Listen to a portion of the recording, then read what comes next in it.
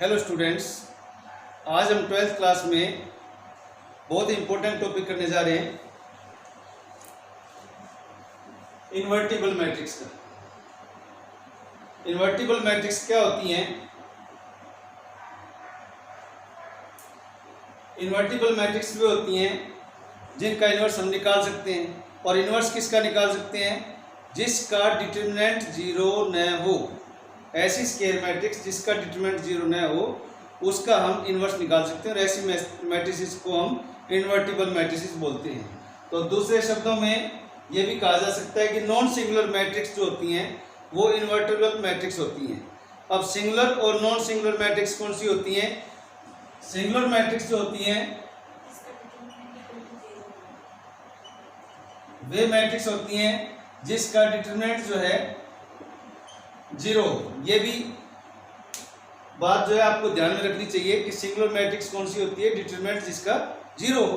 और non singular matrix कौन सी हो गई फिर? जिसका डिटरमिनेंट नॉन जीरो। अब कुछ और प्रॉपर्टीज भी हैं। आपने लास्ट टाइम ये सीखा था कि भी कोई मैट्रिक्स का ऑर्डर दिया हुआ है और उसके बाद उसका डिटरमिनेंट कितना आएगा, कैसे आएगा, वो इस तरह की हम कुछ अब चर्चा किया था।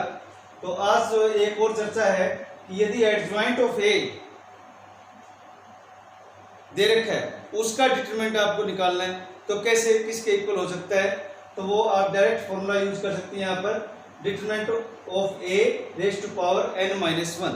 यानी कोई भी मैट्रिक्स 2 ऑर्डर की है या 3 ऑर्डर की है और उसका आपको डिटरमिनेंट दे दिया और ये कहा जाए कि इसके एडजॉइंट का डिटरमिनेंट क्या होगा, तो without calculating the adjoint you can find out the value of determinant of adjoint.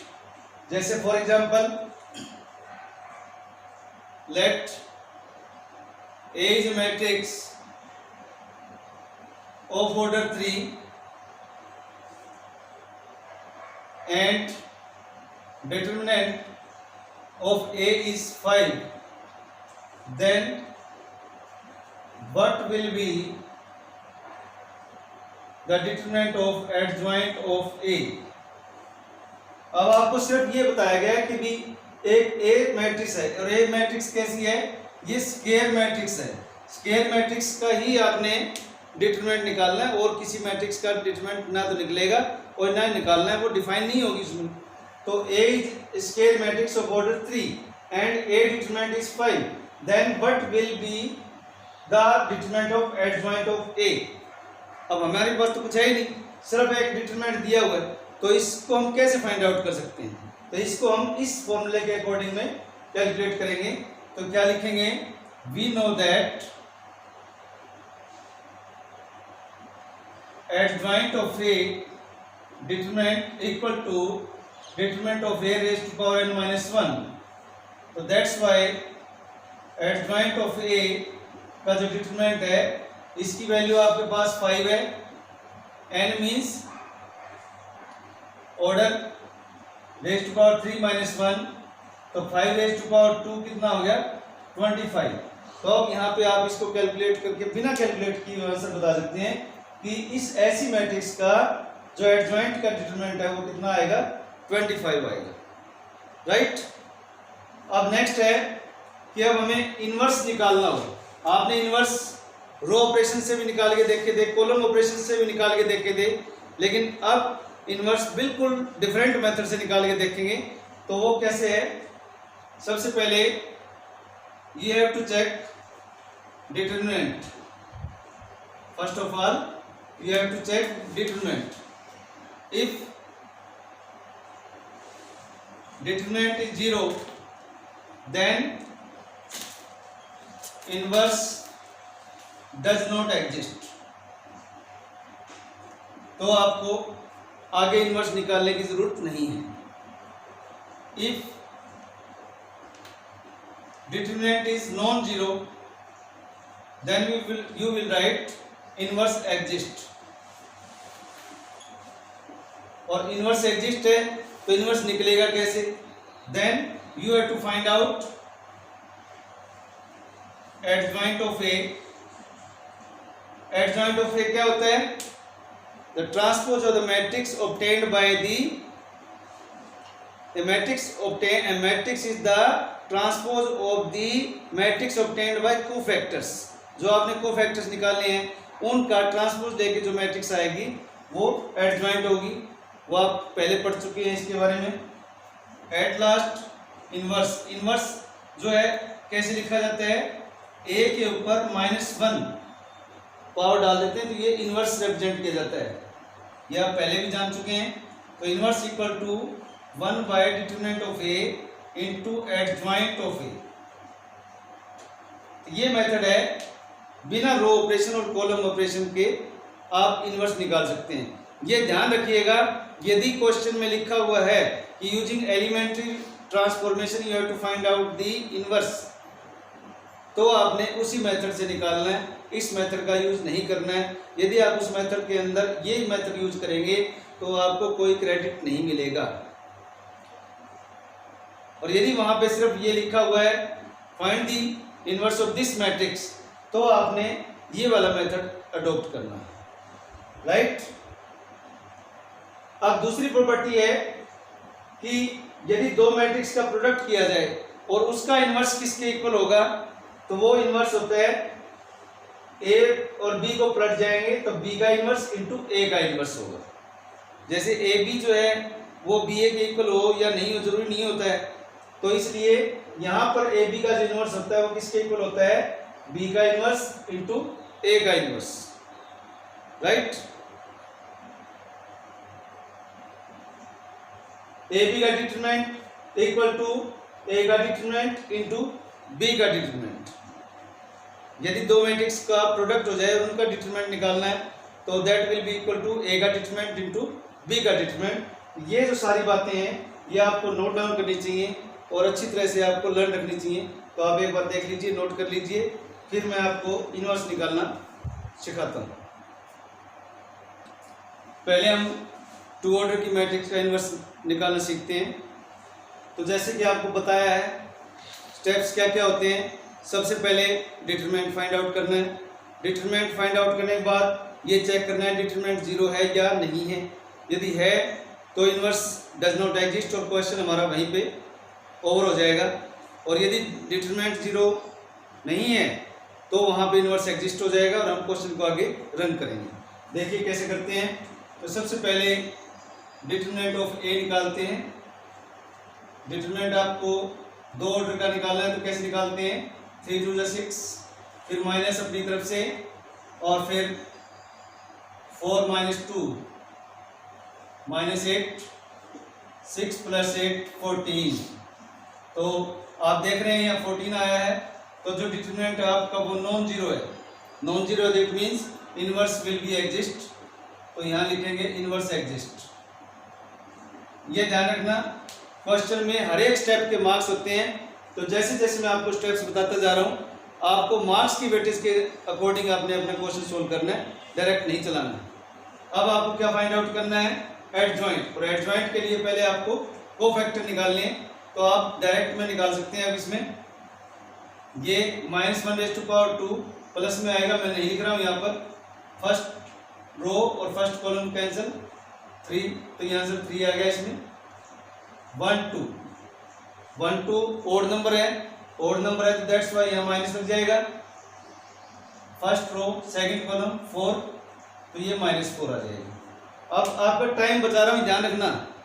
यदि इवन नंबर है तो प्लस रहेगा, आगे प्लस रहेगा, अंदर चाहे कुछ भी आ जाए वो वही साइन रहेगा। ऑड नंबर है तो पहले ही आपने माइनस लगा देना है ऑलरेडी, और उसके बाद जो डिजिट आएगा वो माइनस में आए या प्लस में आए वो उसी तरह से आपने साइन बदल देने। नेक्स्ट A21 ऑड हो गया माइनस। अब सेकंड रो फर्स्ट कॉलम ये -2 आ गया, तो इसको हम ऐसे लिख देंगे -2 को, और ये 2 आ जाएगा। अब 2 2 प्लस का हो गया, क्यों? क्योंकि ओवर 4 हो गए तो 4 तो इवन नंबर होता है, तो प्लस रहेगा तो लिखने की जरूरत नहीं है। Second row second column 2। तो अब एडजॉइंट निकालते हैं मैट्रिक्स की फॉर्म में। 3 -4 2 2 ट्रांसपोज लेते हैं तो 3 minus 4 2 2 like this. At last A inverse, write formula 1 upon determinant of A into adjoint of A. 1 upon determinant of A means 1 by 14 into adjoint 3 minus 4 2 2.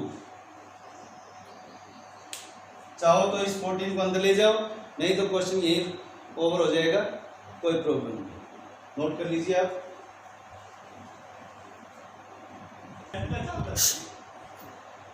11th question, let A equal to 1 0 0 0 cos alpha sin alpha 0 sin alpha minus cos alpha.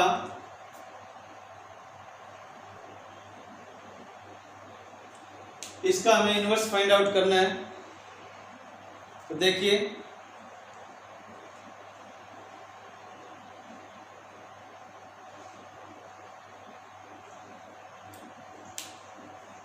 सबसे पहले वही step, determinant find out करना है. यहां determinant कैसे निकालेंगे, मैं first row को एक्सपेंड करके निकाल रहा हूं. 1, ये रो कैंसिल, कॉलम कैंसिल, क्या रह गया cos alpha sin alpha sin alpha minus cos alpha. ये एलिमेंट 1 2 है इसलिए यहाँ पर माइनस आएगा. 0 है, 0 के साथ कोफैक्टर लगाने की जरूरत नहीं है. ये एलिमेंट 1 3 है तो यहाँ प्लस आएगा, फिर भी 0 आ गया, इसके साथ कोफैक्टर लगाने की जरूरत नहीं है. राइट, कैलकुलेट करते हैं. 1 into minus cos square alpha minus sine square alpha. ये 0 हो चुका है, यहां से माइनस बाहर ले लेंगे तो cos square alpha plus sign square alpha -1. Determinant आपका नॉन जीरो आ गया तो inverse exist. Inverse find out करने के लिए सबसे पहले एडजॉइंट निकालना है. एडजॉइंट के लिए कोफैक्टर्स निकालने हैं. कोफैक्टर्स A11 दोनों पॉजिटिव हैं, सॉरी इवन नंबर है तो प्लस हो गया.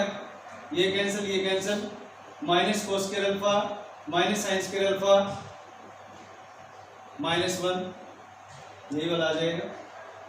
A12 माइनस, ये first row cancel, second column cancel, 0 minus 0 0, A12 0, A13 plus में रहेगा. First row third column cancel, 0 minus 0 0, A12 minus बार 2 1 sorry. Second row first column cancel, this 0 minus 0 0, A22 plus रह गया. Second row second column minus cos alpha -0 minus cos alpha. A23 minus second row third column sine alpha -0 minus sine alpha.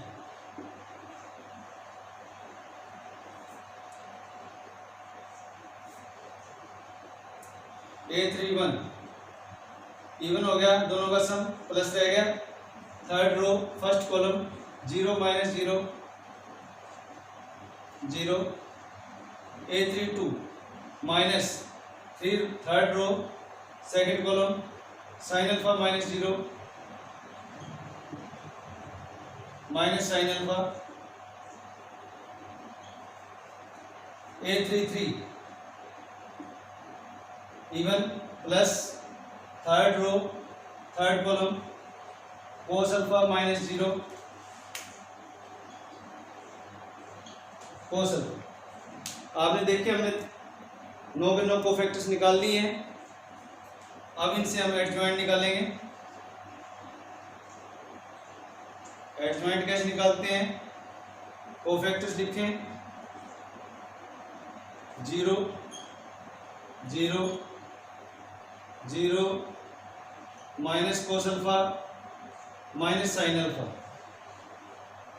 0 minus sine alpha cos alpha. Transpose ऐसे है, रो को column में बदल देते हैं, ये रो है इसको भी कॉलम में बदल देते हैं,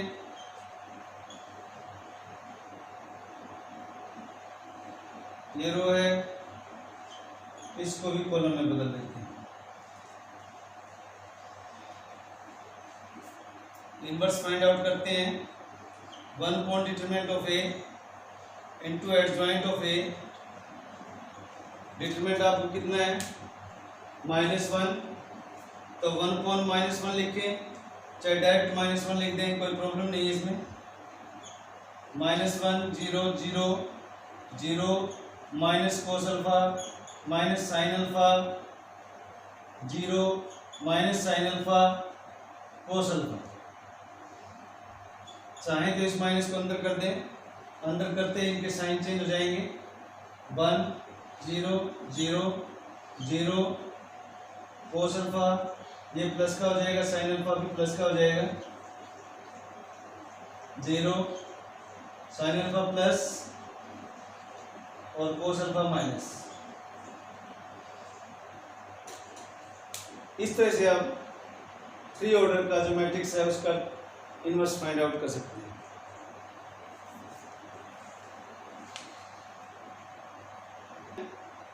let a equal to 3 2 7 5, b equal to 6 7 8 9, we have to verify ab inverse equal to b inverse into a inverse।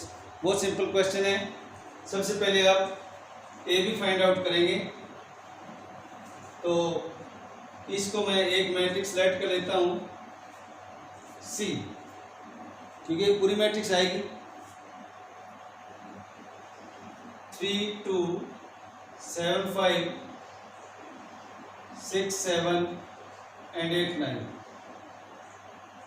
Multiply करेंगे 3 6 18 प्लस 49 67, 2 6 12 प्लस 35 47, 3 8 24 प्लस 63 87, 2 8 16, 5 9 45 61। आपके पास सी आ गया। अब इनवर्स निकालना है तो सबसे पहले आपको सी का डिटरमिनेंट निकालना है। सी का डिटरमिनेंट के बाद आपने इसके कोफैक्टर्स निकालने हैं, तो कोफैक्टर्स आप यहाँ पर C11 करके ले लें, ज़्यादा बेटर रहेगा, क्योंकि ये मैट्रिक्स तो हम ले चुके हैं। C11 क्या होगा? This cancel 61, C12 minus this cancel 47, C21 minus this cancel 87,